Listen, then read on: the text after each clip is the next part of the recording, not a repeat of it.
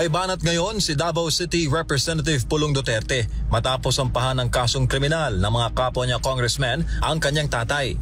Nitong nakaraang araw ng kasuhan ni ACT Teachers Party List Representative Franz Castro ng grave threat si dating Pangulong Rodrigo Duterte. Ngunit para sa nakababatang Duterte, hindi dapat magbalat sibuyas ang mga taga-gobyerno at gamitin ang pagsasampa ng kaso para patahimikin ang mga kritiko. Diin ni Duterte na noong administrasyon ng kanyang ama, iba't ibang paninira at masasakit na salita ang tinanggap ng dating Pangulo.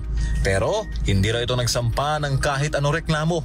Nauna nang tinukoy ni dating Pangulong Digong na legal fronts ng CPP, NPA, NDF si Castro at ang ACT Teachers Party List. At para kay Congressman Pulong, dapat namang lumabas na malinis din si Castro at walang pananagutan sa batas bago ito magreklamo. Kung matatandaan, may mugshot si Castro na kalat ngayon sa internet nang mahuli ito sa isang checkpoint taong 2018 dahil sa pagdadala ng mga menor de edad para turuan ng revolusyonaryong pakikibaka laban sa pamahalaan. Kasama nitong nahuli noon si dating Bayan Muna Congressman sa Turo Campo.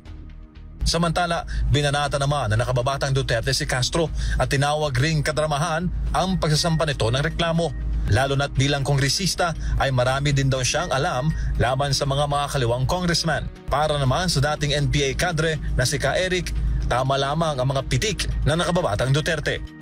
Kadramahan talaga sapagkat denied to death pa si Franz Castro na siya ay operatiba ng CPP, NPA, NDF at siya ay aktibo sa urban operations to infiltrate our government, to destroy the government from within. Classic yan na revolutionary dual tactics o taktikang doble cara. I agree to that observation nga nagdadrama-dramahan itong mga CPP, NPA, NDF. They're trying to play victims. But they are not.